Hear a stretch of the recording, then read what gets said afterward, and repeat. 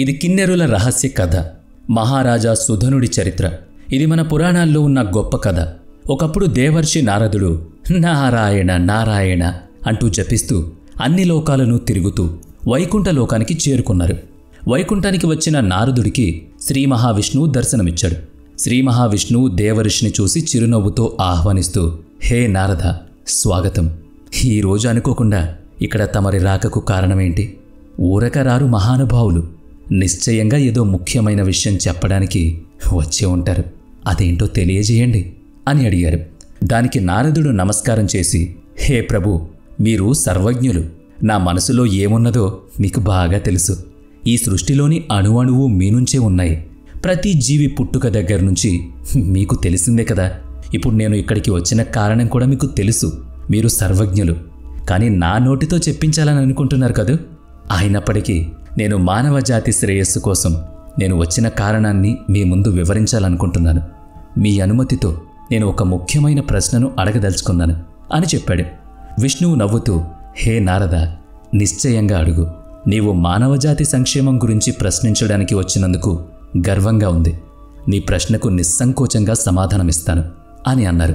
దేవర్షి నారదుడు వెంటనే, హే ప్రభు, బ్రహ్మదేవుడు సృష్టి చేసినప్పుడు స్త్రీ పురుషులను పరస్పరమైన అనుబంధంగా సమతుల్యంగా సృష్టించారు. కానీ కిన్నెరుల ఉత్పత్తి ఎలా జరిగింది? వాళ్ళు స్త్రీలు కాదు, పురుషులు కూడా కాదు. వారి ఆవిర్భావానికి కారణమేంటి అని అడిగాడు.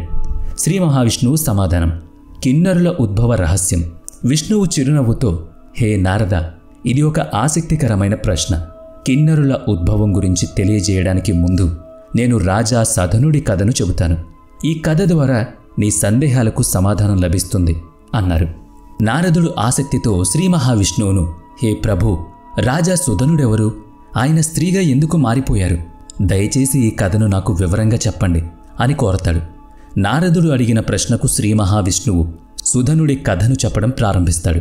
హే నారద, పూర్వం భూమిపై మహారాజా సుధనుడనే ఒక గొప్ప రాజుండేవాడు. ఆయన ధర్మపారాయణుడిగా, శక్తివంతుడిగా, ప్రజల గౌరవాన్ని పొందినవాడిగా పేరు పొందాడు. రాజ్యాన్ని న్యాయబద్ధంగా పాలిస్తూ ప్రజలందరికీ శ్రేయస్సు కలిగించేవాడు. సుధనుడు తన ధర్మాన్ని ఎప్పటికీ వదలలేదు. ఆయన ఆదర్శ రాజుగా నిలిచాడు. ప్రజలందరినీ తన కన్నబిడ్డల వలె ఎటువంటి కష్టం లేకుండా చూసుకున్నాడు. దానశూరుడిగా, పరాక్రమవంతుడిగా ప్రశంసలు పొందాడు. ఒకరోజు మహారాజు సుధనుడు తన సైనికులతో పాటు వేట కోసం అడవిలోకి వెళ్ళాడు. అతని చెవులకు అందమైన కుండలాలతో, గర్వమనే పేరుగల తన ధనుస్సుతో, బాణాలతో ఆ అడవిలోకి ప్రవేశించాడు. ఆయనతో పాటు మంత్రులు కూడా ఉన్నారు. ఆ దట్టమైన అడవిలో విహరించుకుంటూ వెళుతూ ఉన్నప్పుడు వారు శివుడి మాయాపూరితమైన కుమార అనే ఒక ప్రత్యేకమైన ప్రదేశంలోకి అడుగుపెట్టారు. ఆ అడవి ప్రకృతి అందాలతో, అపురూపమైన అందంతో ఉండేది. పక్షుల కిలకిలలతో, చుట్టూ పచ్చదనంతో, దూరంగా వినబడే జంతు శబ్దాలతో ఆ ప్రాంతమంతా స్వర్గంలా ఉంది. అదేవిధంగా ఆ అడవి ఒక్కోసారి భయానకంగా కూడా అనిపిస్తుంది. అందుకు కారణం అది శివుడి మాయా ప్రాబల్యంలో కూడా నిండుండేది. ఆ అడవిలోకి ప్రవేశించిన వెంటనే మహారాజు సుధనుడు, ఆయన సైనికులు విచిత్రంగా స్త్రీ రూపంలో మారిపోయారు. ఆఖరికి తమ గుర్రాలు కూడా ఆడగుర్రాలుగా మారిపోయాయి. సుధనుడు తన శరీరాన్ని చూసి ఆశ్చర్యానికి, సిగ్గుకి గురయ్యాడు. క్షణకాలం పాటు అతడికి ఏం అర్థం కాలేదు. తన శరీరం వైపు చూసుకున్న అతను చింతిస్తూ, ఇదేంటి ఇలా జరిగింది? పురుషత్వం నశించి నేను స్త్రీగా ఎలా మారిపోయాను? ఇప్పుడు ఈ రూపంలో నేను తిరిగి నా రాజ్యానికి ఎలా వెళ్ళగలను? ప్రజలు నన్ను చూసి ఏమనుకుంటారు?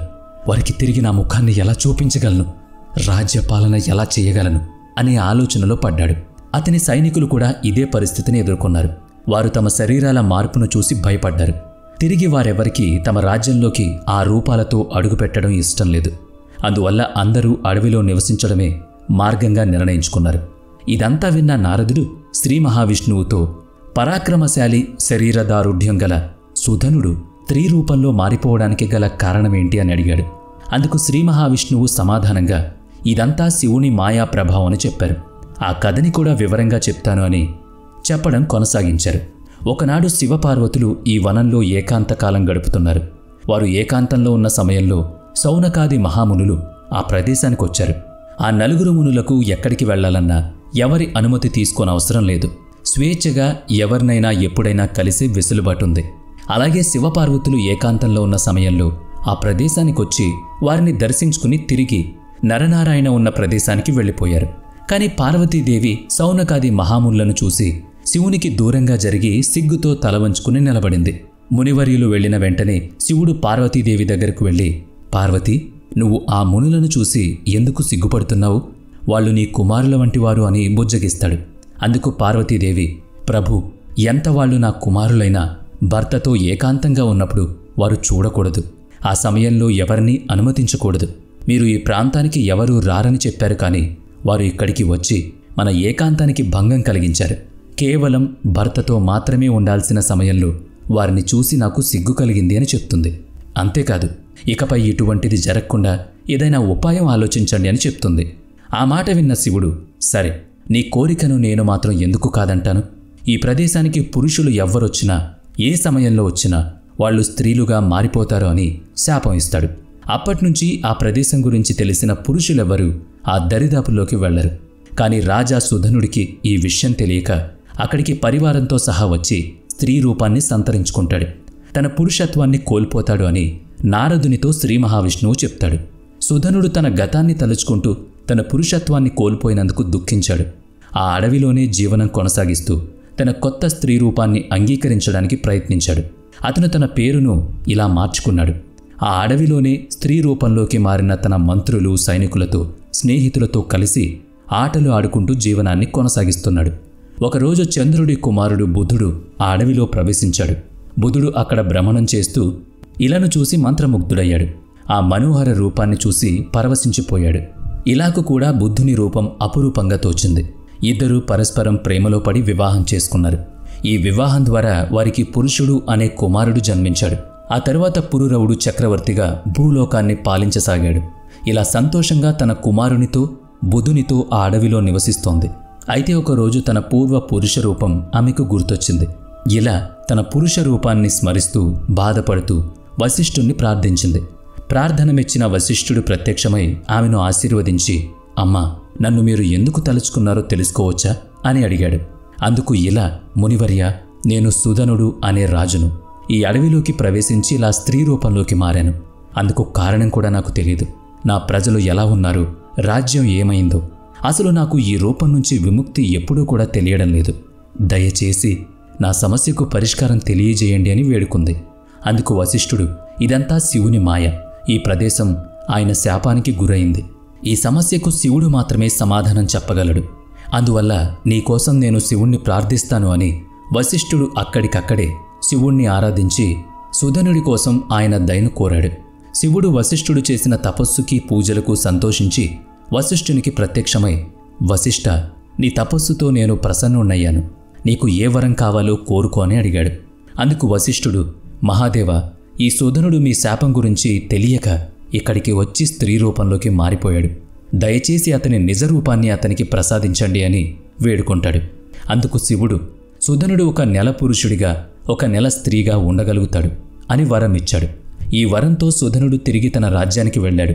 1 నెల తన రాజ్యాన్ని పాలిస్తూ మరో నెల స్త్రీ రూపంలో ఉన్నప్పుడు అడవిలో ఉండడం, తన కుమారునితో, బుధునితో గడపడం ప్రారంభించాడు. సుధనుడు ఇలా 1 నెల రాజ్యం చేస్తూ మరో నెల స్త్రీ రూపంలో ఉండడం వల్ల రాజ్యంలోని ప్రజలు అతన్ని చీత్కరించుకోవడం మొదలుపెట్టారు. నలుగురు 4 విధాలుగా మాట్లాడుకోవడంతో సుధనుడికి చాలా బాధ కలిగింది. దాంతో యుక్త వయస్కు వచ్చిన తన కుమారుడైన పురూరవుడికి రాజ్యం అప్పగించి తిరిగి అడవికి వచ్చి నారద మహర్షుల ద్వారా పార్వతీదేవి ఉపదేశాన్ని పొంది నవకార మంత్రాన్ని జపిస్తూ అడవిలోనే ఉండిపోయాడు. ఆ ఆరాధనకు మెచ్చిన పార్వతీదేవి ప్రత్యక్షమై సుధనుడిగా ఉన్న ఇలాకు మోక్షాన్ని ప్రసాదించింది. కిన్నరుల ఆవిర్భావం. సుధనుడితో పాటు అడవిలోకి ప్రవేశించిన సైనికులు శివుడి మాయ వల్ల కిన్నరులుగా మారిపోయారు. వాళ్ళు సుమేరు పర్వతం వద్ద నివసించడం ప్రారంభించారు. ఆ స్థానంలోనే కిన్నెర జాతి ఆవిర్భవించింది అని నారద మహర్షితో శ్రీ మహావిష్ణువు కిన్నెర వృత్తాంతాన్ని తెలియజేశాడు. ఈ కథ వినడం ద్వారా పాపాలు నశిస్తాయని చెబుతారు. కిన్నెరుల ఉద్భవం గురించి, శివుడి మాయా ప్రభావం గురించి తెలుసుకోవడం మనకు ధర్మం పట్ల మరింత అవగాహన కలిగిస్తుంది. హర హర మహాదేవ. ఓం నమో నారాయణాయ.